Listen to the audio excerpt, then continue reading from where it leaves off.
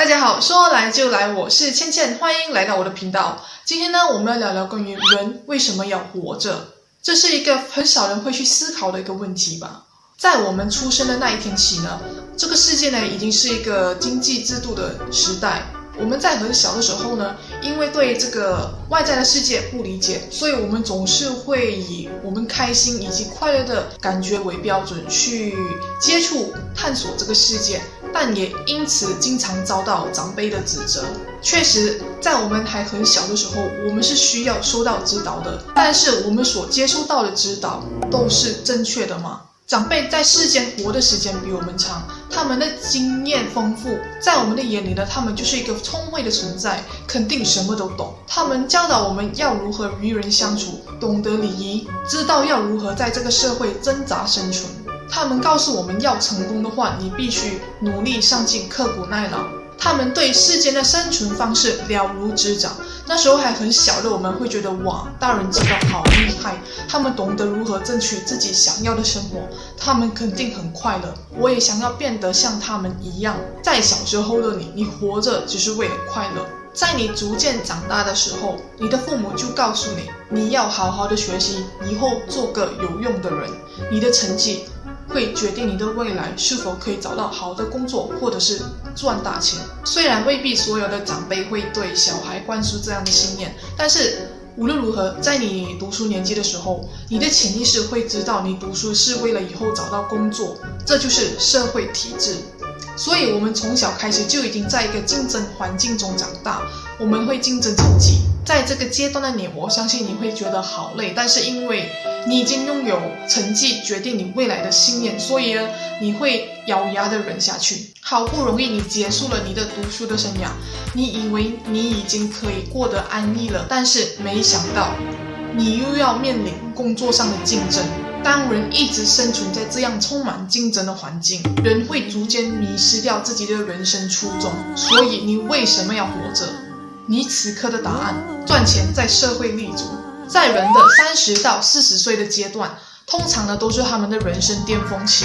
他们在这个阶段的时候，他们的生活品质大大的提升，事业稳定，可以自由买自己喜欢的东西，培养自己的爱好。这是在20代眼里的人是最羡慕不过的了。我以为他们已经达到生活最理想的时期，他们肯定会很快乐。但是我所看见的30到40岁的人呢，他们比起快乐，他们内在更多的是不安。他们的物质财物虽然丰盛，但是他们的精神状态是不稳定的。他们的内在是非常厌倦他们的工作的，但是因为被物质以及债务捆绑，他们看不见自己会拥有多少，而是经常担忧自己会失去多少。事业是他们的生活定心丸，他们宁愿忍，也不敢为自己改变，因为如果失去了那份工作，他们就找不到自己的价值在哪里了。得到了一切，反而变成了人生的牵绊。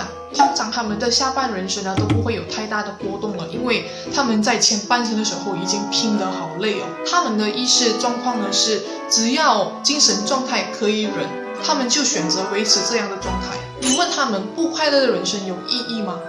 他们给的答案是不快乐无所谓，宁愿麻木也不想要失去一切的痛苦。社会展现的模样，不觉得很心酸吗？他们看似拥有很多，但是他们不懂得活得快乐，甚至是放弃了快乐。感觉无论你活在哪一个阶段，都无法做到真正理想的模样。这时候，当初的小孩才发现到，原来叔叔阿姨也有不会的事。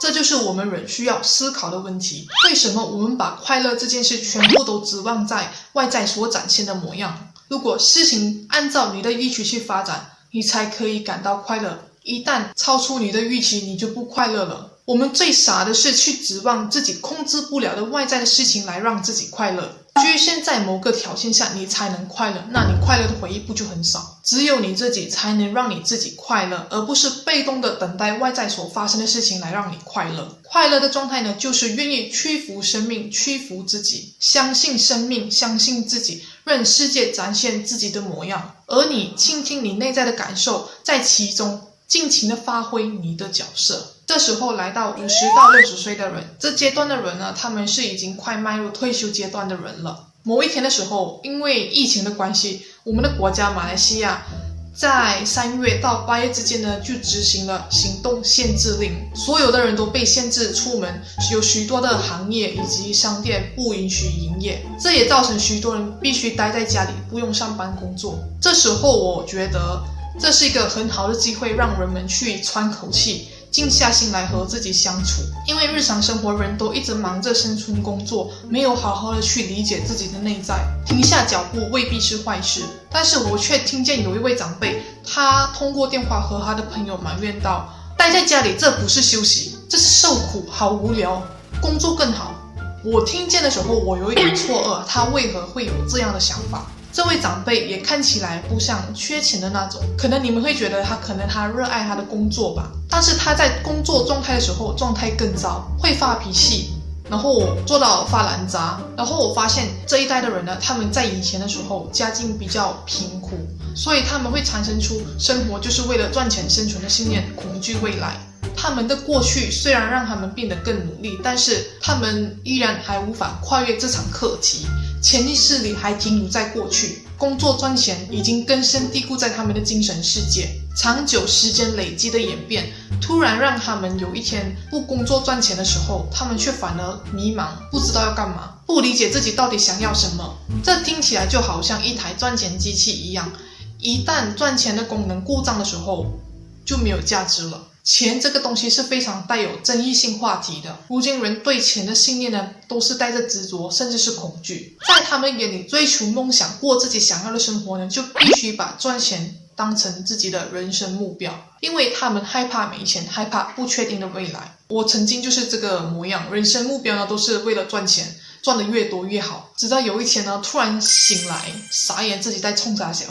钱在社会的眼里呢，是等于生存率，它联系到一个人的性命。我们无法想象没有钱的话，这个世界要如何运作。但是灵性却展现了让我颠覆三观的世界。在其他的外星文明里是没有钱这个东西的，因为他们的世界所有的生命需求都是平等的。这些存有呢，他们的意识是非常平衡的，他们非常清楚的知道自己的天赋，知道自己要干嘛，根本没有所谓强迫性的工作换来生存机会这种东西。整个文明呢都是顺着流水转，非常的自由。他们有着信任生命的概念，是我们人类没有的。巴夏曾经说过，在宇宙里呢，我们生活的外表下其实有一个自然运作的系统在我们的每个人身上运作。当你某个人生阶段需要经历某件事情的时候，宇宙会推动事情发生在你的身上。在他们的文明里呢，他们是不会担忧自己会面临生存危机的，也不会就是当他们想要得到某样东西的时候，他们需要不停的去追求。他们相信如果时机到的时候，那些东西会自然显化在他们的生命里，他们会任那套自动系统去运作。不像我们会对金钱物质跑，事情就会像奇迹一样发生。你应该有经常听过有些人他们会忽然有买彩票的想法，然后他们一买的时候就中，这就是一个很好的例子。因为万事万物都有自己的意识，有自己的想法，都是有生命的。所有发生的事情呢，都是因为灵魂要你去面对你的课题。为什么有课题要面对？因为生命生存的意义就是跨越种种的关卡，扩展智慧。道理就像为什么你们知道游戏是一个虚构世界，但是你们还是很喜欢玩，喜欢去体验种种的困难来提升自己的游戏等级。这就是为什么灵魂要体验生命的原因，因为你的灵魂想要成长。在宇宙观念里，每个生命都是丰盛的存在，但我们人没有这个概念。人类是不相信宇宙会帮助他们的，他们感受不到，他们只相信自己的脑袋。所以我们人的生存方式都会按照头脑所说的方式去走。如何证明我们人是丰盛的呢？你的存在就是一个证明。如果你不丰盛的话，你哪有资格在宇宙中的其中一个星球去体验生命？只要你是存在的，你就是无条件的丰盛，你无条件被宇宙爱着的。所以灵魂想要体验怎么样的人生呢？宇宙都会无条件为他安排好。他如何为你安排呢？就是在我们每个人的身上安置一套自然系统频率。每当你的内在不平衡的时候，你的外在会显化出不平等的遭遇。比如你觉得你自己很穷，有匮乏，怕没钱的话，你的外在就会显化出你永远会一直赚，永远赚不够的钱。你的外在就是在提醒你，嗨，丰盛的灵魂，你看看你哪里是不是出了故障的？为什么你一直处在一个匮乏的状态？你原本是丰盛的。我们人的问题在于，我们没有频率这个概念，我们也不知道如何应对这些频率。每当我们显化出不理想的外在的时候，我们就陷入情景，一直被所发生的事情左右，无法跨越它。看不透的话呢，他就会像刚才50岁的人一样，即使他们的生活已经不再像以前那样辛苦，但是他们依然每天一直在担忧，万一回到以前的生活会怎么办，反而让他们更害怕未来了。所以要如何去解脱令人疲惫的追钱游戏？答案就是放手，让你的脑袋对不确定的未来放下一切的控制，相信宇宙为你安排的路，不要反抗自己的内心，跟着自己的直觉走，而不是社会灌输你的一切。你的直觉就是你灵魂的声音。只要你敢相信跨越这场三维游戏，那就放下傲慢的脑袋，让宇宙为你服务吧。你的灵魂知道什么样的事情最适合你。我也理解这个观念，普通人很难做到，因为我以前就是无法做到，但是我现在就是以这样的方式在生存着。我也不是一夜之间就突然马上可以接受这一切，我通过了一场机缘，踏上了灵性的旅程，一步一步的慢慢走来。我所感受到的世界呢，真的不是像我们表面所看到的那样。我们每个人都是一直被爱着，一直被照顾着，你永远不是一个人。无论你经历了什么，你都是一直默默的被爱着的。当我感受到宇宙无限智慧的时候，我就发现自己用自己的脑袋在这个社会垂死挣扎是多么的伤。所以我就从一位游戏角色变成一位游戏玩家。喜欢的话就订阅、分享、点赞，非常感谢您的收看，我们下期见，拜拜。